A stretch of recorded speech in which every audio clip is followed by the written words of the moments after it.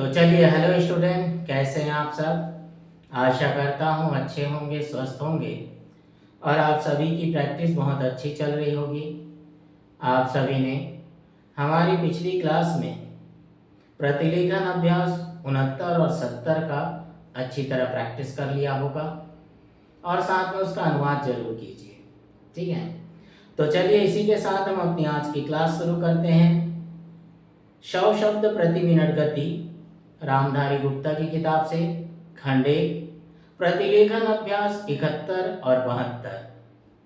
चलिए, ready, start. महोदय, आपने जिस उत्साह के साथ मेरा स्वागत किया है उसके लिए मैं आपको धन्यवाद देना चाहता हूँ।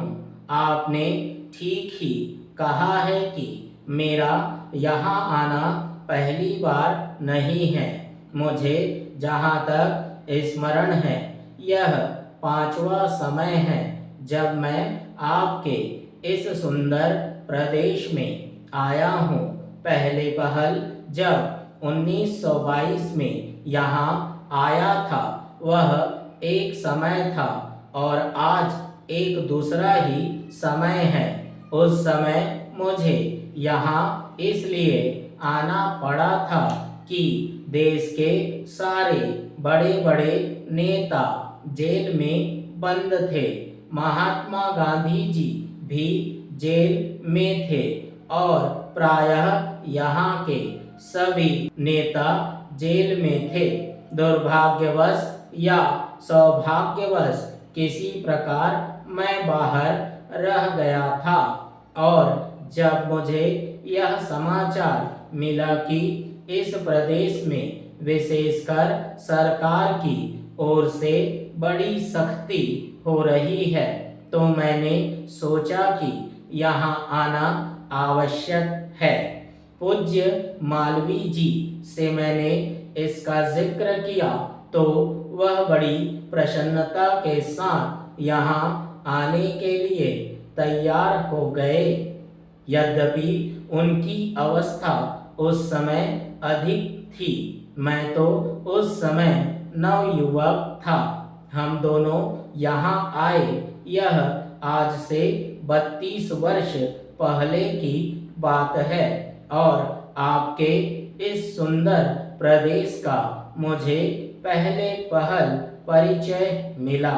कल जब मैं यहाँ आ रहा था तो मार्ग में मुझे वह जगह दिखलाई गई जहाँ मैं बहुत कठिनता से रात भर बैलगाड़ी पर चलकर किसी प्रकार पहुँचा था। अब तो यहाँ पर कुछ कुछ अच्छी सड़कें भी बन गई हैं और कल मैं यहाँ कई मील दूर से मोटर गाड़ी पर चलकर पहुँचा, पर उन दिनों यहाँ पहुँचने का साधन केवल बैलगाड़ी थी और मुझे बैलगाड़ी से घनघोर जंगलों में यहाँ के 3-4 स्वयं सेवकों के साथ जाना पड़ा था। मैं उन दिनों की तुलना आज से करता हूँ तो मालूम होता है कि इन कुछ वर्षों में कितना अंतर पड़ गया है। पैरा, जो काम महात्मा गांधी जी ने स्वराज्य का देश को स्वतंत्र करने का आरंभ किया था वह काम देश के सौभाग्य, महात्मा गांधी की तपस्या और लोगों के परिश्रम तथा त्याग से सफल हुआ। 5-6 वर्ष बीत चुके हैं। हम स्वतंत्र होकर पूरे दायित्व के साथ अपने देश का शासन चला रहे हैं। आज भारतवर्ष में ऐसा कोई स्थान नहीं है जहाँ के लोग अपना शासन स्वयं नहीं चला रहे हों।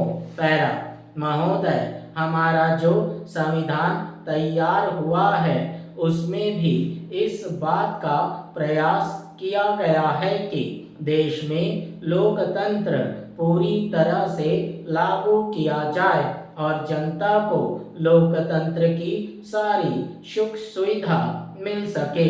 सबसे पहले मैं आपको इस बात के लिए धन्यवाद देना चाहता हूँ कि आपने मुझे इस सम्मेलन में कुछ कहने का अवसर दिया है।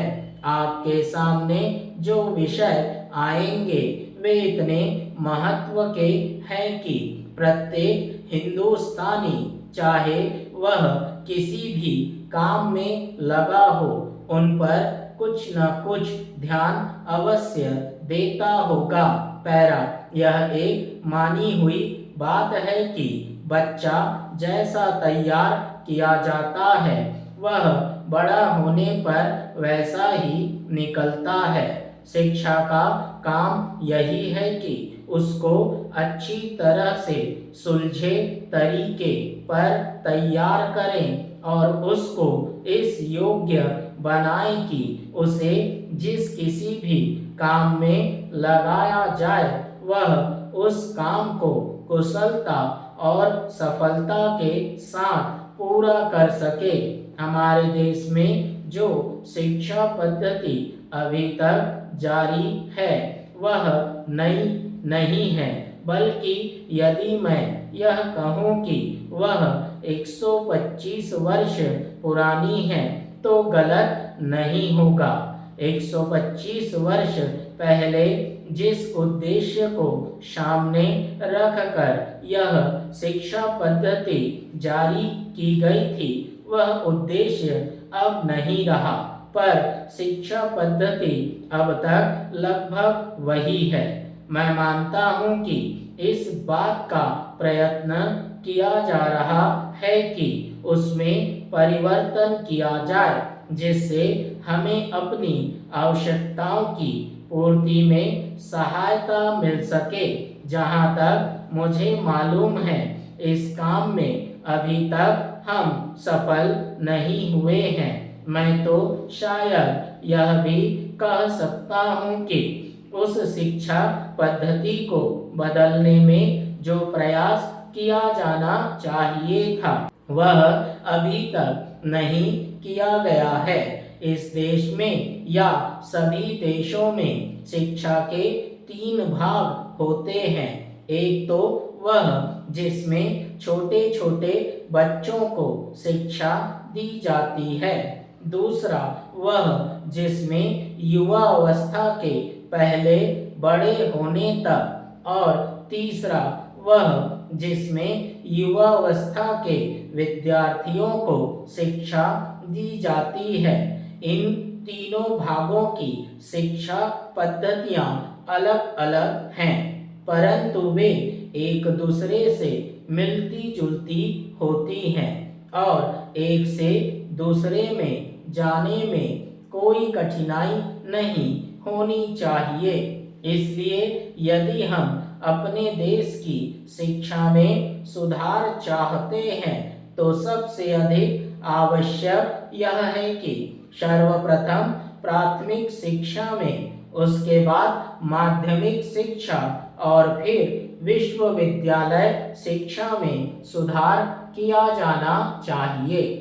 ठीक है, तो चलिए ये रहा हमारा डिक्टेशन 100 शब्द प्रति मिनट गति, रामधारी गुप्ता की किताब से, खंड 1, प्रतिलेखन अभ्यास 71 और 72।